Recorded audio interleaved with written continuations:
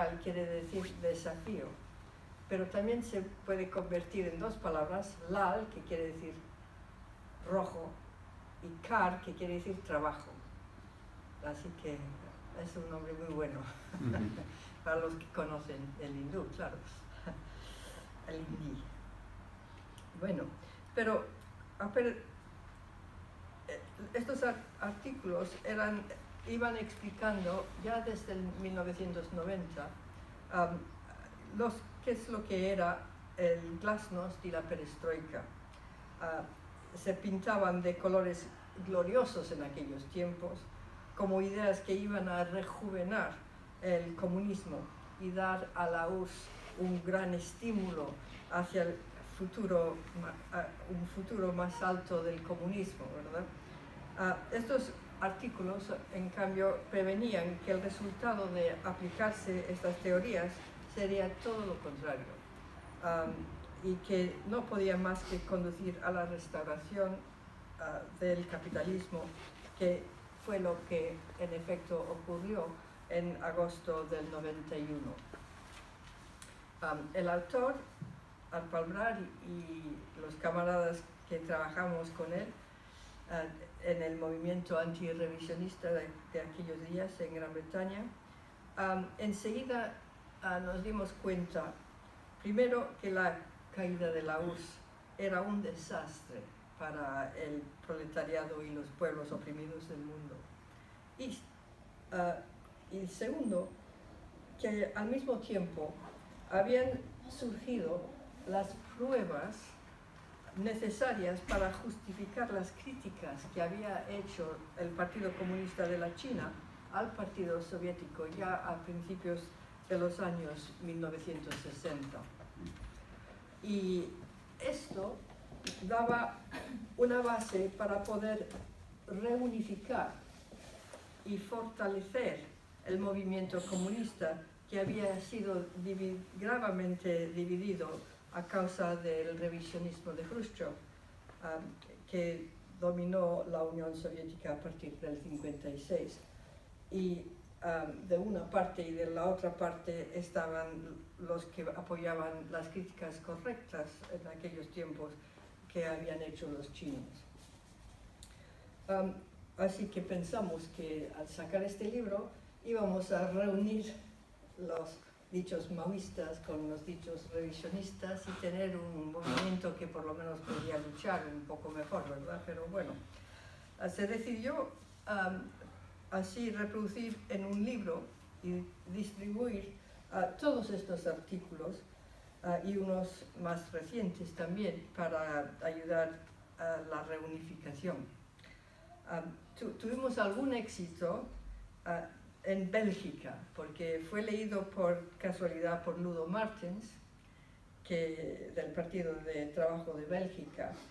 Se entusiasmó muchísimo, invitó a Arpal a que fuese a Bélgica a presentar el libro, y el libro empezó a circular bastante dentro de los partidos que participaban al seminario que montaban en aquellos tiempos los belgas cada año. Pero no resultó tan fácil como nosotros habíamos esperado efectuar aquella reconciliación del movimiento comunista. Y hasta hoy no se ha logrado. A lo contrario, si no solo tenemos khrushchevistas y maoístas, sino también joyeístas, eurocomunistas, infinitas variedades más. El movimiento hoy en día es fraccionado y débil, muy debilitado, muy débil, muy débil. Pero seguimos con la esperanza que este libro aún podía servir de instrumento para asistir a la emergencia de un poderoso movimiento comunista unido, porque es lo que necesita nuestro pueblo, la clase obrera, que tiene muchísimos problemas en este momento y sobre todo en el mundo entero, como padece la gente del imperialismo. ¿Cómo hacer eso? Bueno, lo importante es que la gente se dé cuenta de lo necesario que es estudiar la historia de nuestro movimiento, tanto los éxitos como los fracasos, para poder comprender la mejor manera de avanzar y cómo evitar las bajas en el futuro. El libro de Arpal no solo analiza las propuestas de la perestroika y del glasnost desde un punto de vista marxista-leninista, pero también expone a la luz todo el contexto histórico en cual esas teorías erróneas vieron la luz. El libro explica que estas teorías surgieron al final de una larga lucha que se condujo a partir del primer día de la Revolución de octubre de 1917, hasta que consiguió la restauración del capitalismo bajo dominio de una nueva burguesía en el 1991. Explica que la gran y gloriosa Unión Soviética acabó cayéndose como un gran árbol atacado por termitas. Se reconoce que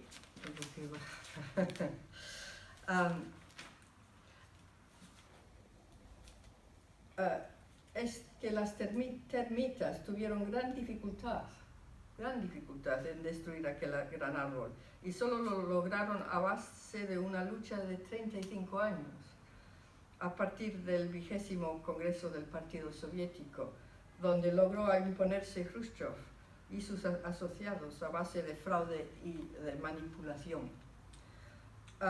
Mientras vivieran Lenin y Stalin, eran muchos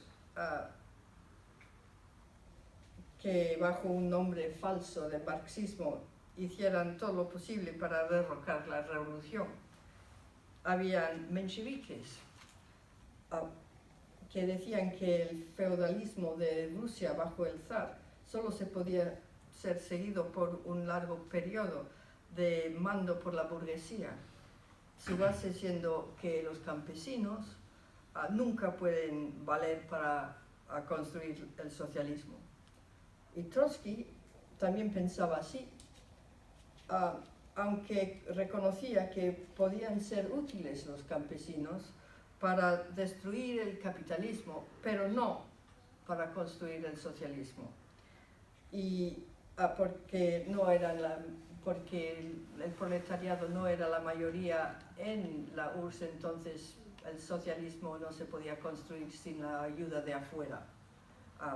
Eso era la teoría de Trotsky. Son tan convencidos era esta gente de sus teorías erróneas que algunos de los trotskistas no han podido aceptar el testimonio de sus propios ojos al ver que el socialismo sí se estaba construyendo en la URSS a base de una alianza entre, de una parte, el proletariado y de la otra parte los campesinos medianos y pequeños. Y ellos, claro que sí, formaban la mayoría, no había problema. Los que no pudieron adaptar sus ideas a la realidad de la construcción socialista veían solo problemas sin solución y se concentraban sobre todas las dificultades para insistir que la dirección de la PECUS llevaba el país en mala dirección. Muchos de ellos se encontraban al lado de la burguesía destituida y que intentando justificarse a nombre de Marx, pobre Marx, luchaban dentro del partido donde solo pudieran convencer a muy pocos de sus ideas, y algunos se apuntaron al sabotaje para dar pruebas a la población que el gobierno iba por mal camino. Pero fueron captados, fueron juzgados en los famosos juicios de Moscú, donde confesaron sus crímenes porque no les quedaba más remedio, no había manera de ocultarlos. Como explicó Stalin, bajo la dictadura del proletariado, la lucha de clases no para. A lo contrario, se agudiza con la desesperación de las clases destituidas, aprovechándose de costumbres serviles que persiguen dentro de alguna parte de la clase obrera y campesina, claro. A pesar de eso, durante el periodo que Stalin estuviese al mando, aunque llegaron los contrarrevolucionarios a causar graves problemas de vez en cuando, como el asesinato de Kirov, no llegaron a despistar la revolución. Pero luego intervino la Segunda Guerra Mundial, que acabó, todos sabemos, con una gloriosa victoria para la Unión Soviética, pero al coste de 25 millones o más de muertos, que de necesidad incluía muchos de la vanguardia, es decir, los mejores comunistas. Con esto, los que querían ver restauración capitalista empezaron a tener éxitos que nunca antes habían tenido. Sucedieron muchos integrarse al PECUS y subir a puestos importantes, claro, ocultando lo que pensaban en realidad. Y en el 53 murió Stalin, antes de su muerte, a base de su gran prestigio, había podido impedir a los intentos de los restauracionistas a tomar el poder, es decir, y al mismo tiempo murieron también unos de sus más cercanos camaradas. Así que en 1956, en el 20º Congreso del Partido, triunfó la línea revisionista de Khrushchev, que se dedicó, igual que sus sucesores todos, a un ataque contra el socialismo, en nombre del socialismo. Primero, para desarmar el proletariado a nivel ideológico, y segundo, para preparar poco a poco la restauración del capitalismo por vía del dicho socialismo del mercado. O sea, un aborto total, porque no es nada, ni socialismo ni capitalismo, y no funciona. Pero el partido chino hizo una muy buena crítica de las distorsiones khrushchevianas en cuestión de política. Pretendía desarmar el proletariado nacional con su teoría que la Unión Soviética, habiéndose deshecho de los capitalistas, ya no necesitaba la dictadura del proletariado, dejando así en libertad a los enemigos del proletariado para hacer lo suyo, ¿verdad? Pretendía también que en el Partido Comunista ya no tenía que ser del proletariado, ya podía entrar todo el mundo, porque el proletariado ya no necesitaba su partido aparte, decapitando así el movimiento proletario, impidiendo futuros avances. A nivel internacional, pretendía que gracias a la existencia de la URSS, el socialismo ya se podía conseguir pacíficamente a través de las urnas burguesas, y que ya no debían lucharse los pueblos oprimidos contra el imperialismo por si surgiera guerra. Y la guerra, ellos decían, ya se había vuelto impensable por el peligro que presentan las armas nucleares para el futuro de la humanidad y del planeta. O sea, que el proletariado y los pueblos oprimidos del mundo entero han de rendirse y dejar de luchar para el socialismo con esperanza que algún día llegaría por su propia cuenta vía las urnas burguesas. Y gracias al prestigio del partido del PECUS, estos principios oportunistas fueron aceptados en casi todos los partidos comunistas importantes del mundo. que pasaron tranquilamente a la sociodemocracia, es decir, contentarse con lo que podían exigir al capitalismo, convivir con el capitalismo, es decir, la colaboración de clases. Llegaron a eso. Y de eso casi ninguno ha salido.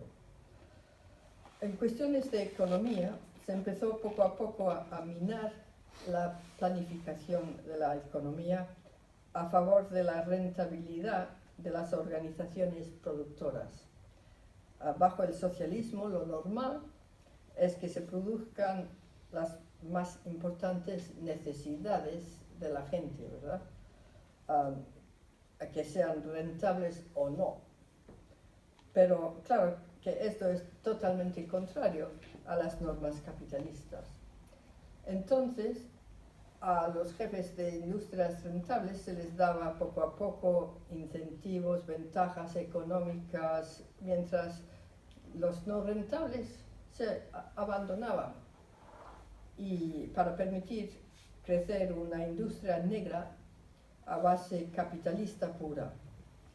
Esto está documentado en el capítulo 11 del libro de Arpal, que también se ha producido como un panfleto separado por los la Asociación de Amistad Hispano-Soviética. Sí.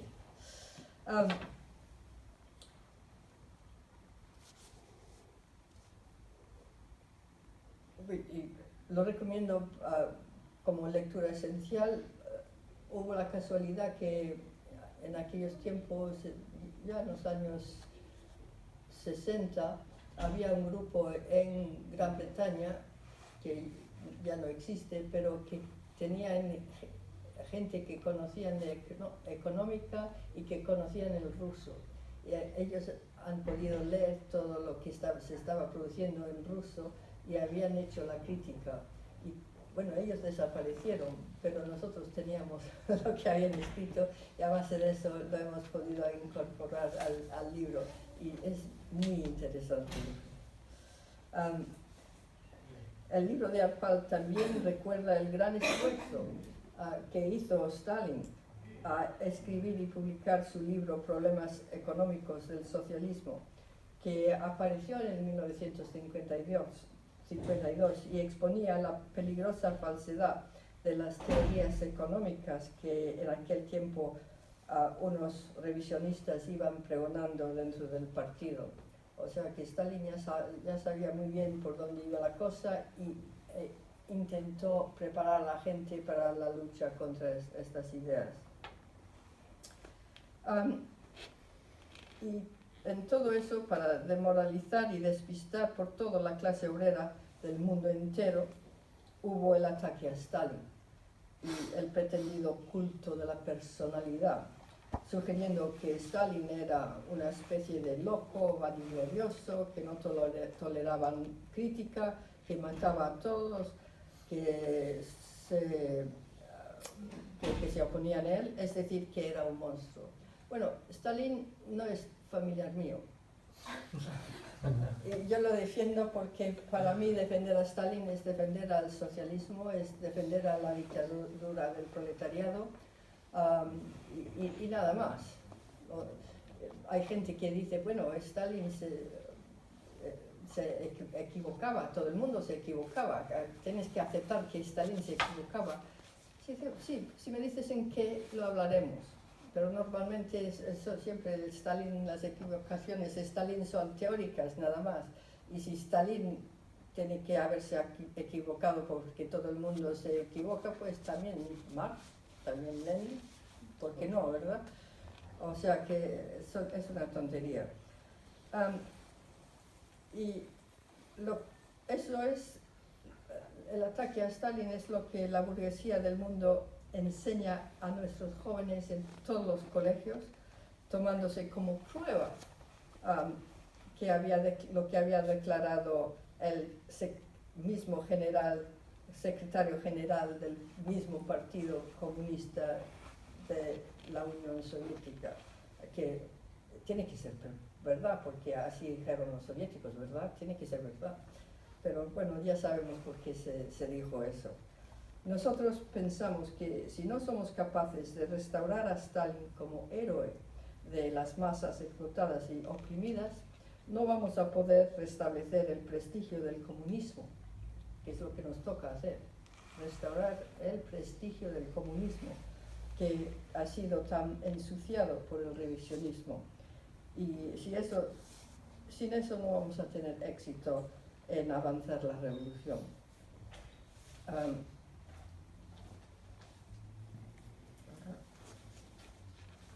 Tengo que volver aquí. Lo que no hizo el libro de Arpal era reproducir las críticas políticas que habían hecho los chinos al revisionismo de Khrushchev, porque en 1991 todo el mundo lo sabía, la cosa se conocía por todos lados, y no fue necesario repetirlas. Pero cuando hemos preparado o intentado preparar a la edición española, pues ya nos dimos cuenta que la gente no sabía, ya no se sabía en general estas cosas. Así que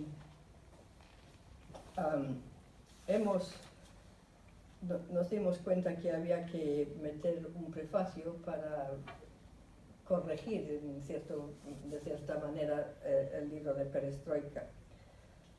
Y hicimos un prefacio largo que, como ya no aparecía el libro en español, lo hemos traducido, bueno, está en inglés, se escribió en inglés y después se tradujo, y esto fue lo que producimos en Inglaterra. Y en los de la Asociación de Amistad Hispano-Soviética la han producido como panfleto también por separado, y también se puede conseguir. Bueno, el primer capítulo del revisionismo explica, usando las palabras de Gorbachev mismo, cómo engañaba a la gente, presentando la perestroika como un avance al marxismo que iba a dar un gran impulso a la economía socialista. En el segundo capítulo se explica cómo Gorbachev pretendía que la caída que había sufrido la URSS desde los años 70 en la tasa de aumento de la producción es una caída que fue causada por la adopción de normas capitalistas, pero él echaba la culpa a la planificación socialista, que criticaba o calificaba de economía de mando, igual que los burgueses, ¿verdad? La planificación es economía de mando. La perestroika supuso minar todavía más la planificación y introducir todavía más las normas capitalistas que ya habían lastimado el crecimiento de la producción. Se decía que solo las normas capitalistas conducían a la eficacia. Y la gente se lo creía. Eso es todavía más curioso, ¿verdad? El tercer capítulo explica la tesis de Shmelnyov, que pretendía que hacía falta introducir, para mejorar la economía, había falta introducir el paro. El cuarto trata del proceso de decolonización de la tierra, librando la tierra para la explotación capitalista, y justificaciones a base de falso marxismo.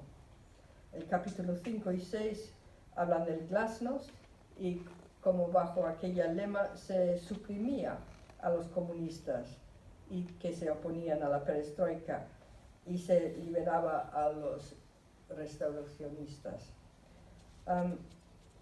Se explica cómo se usaba el glasnost para crear órganos de poder fuera del alcance del pueblo y fuera del alcance hasta del partido, para facilitar la restauración del capitalismo, siempre en nombre de Marx y Lenin. Los capítulos 7 a 10 se ocupan de la manera en que se empezó a falsificar la historia de la revolución y de la construcción del socialismo, haciendo graves críticas a Stalin en materia de la industrialización y la colectivización y por haber supuestamente decapitado el Ejército Rojo cuando se depuró de gerentes demasiados aliados a Hitler. Eso claro que fue horrible, por poco pierden la guerra. Pero bueno, el capítulo 10 se trata de las acusaciones a Stalin que se había creado el culto de la personalidad, aunque la verdad es que Stalin siempre decía que era ese culto promulgado por gente que lo usaba para ocultar su imperfecto dominio del marxismo. Eso es lo que decía Stalin. Y finalmente el capítulo 11 trata de las medidas que se introdujeron a partir del 20º Congreso del Partido para minar a la planificación central. Por desgracia, hemos encontrado que los partidos animados por Khrushchev a dedicarse a la política parlamentarista burguesa y participación en gobiernos burgueses, por mayor parte, parecen haberse hundido tanto en estas aguas que no hay manera de salvarlas. Siguen teniendo un odio insensato al comunismo chino y se niegan a promover coordinación con los que siempre fueron antirrevisionistas. Los maoístas también. Solo puedo decir pobre Mao.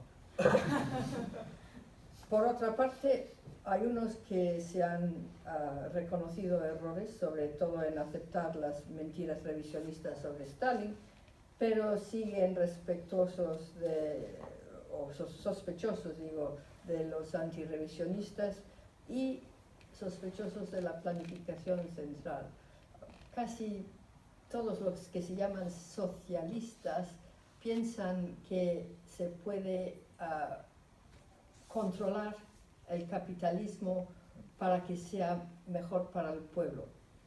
Pero no es posible. La revolución tiene que ver no con deshacernos de tíos malos, sino deshacernos de un sistema capitalista que nos hunde. Y ese sistema, solo hay una alternativa, es la economía planificada. Y aunque tengamos que aguantar un poco de tiempo, un poco de capitalismo, porque de un día a otro no se puede cambiar todo, pero hay que ir cambiando de una manera bastante rápida y no tolerar que siga hasta 100 años de capitalismo. No fue necesario. En 10 años se acabó con el capitalismo en la Unión Soviética y con 10 años menos ahora. Hay que montar la planificación, hay que meter todos los... Y después hay que formar a la gente a usar los nuevos métodos, porque es más fácil hacer lo que siempre se hizo, lo que se tiene costumbre. La gente hace eso sin pensar, pero claro, al introducir una economía planificada es otra manera de pensar y se tarda algo en cambiar completamente, ¿verdad? Pero bueno,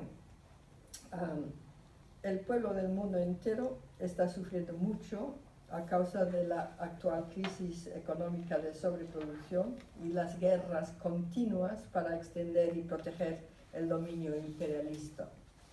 Así que en este momento es importantísimo escoger nuestras posiciones políticas a base de un conocimiento y entendimiento profundo de la historia de nuestra revolución, y no escoger nuestras posiciones a base de la misma manera que escogemos el partido de fútbol que vamos a apoyar. O sea, tiene que ser racional, ¿verdad? Les rogamos que tomen esta cuestión en serio, porque muy seria es, y que se empieza por leer la perestroika de la paz y su introducción. Y muchas gracias.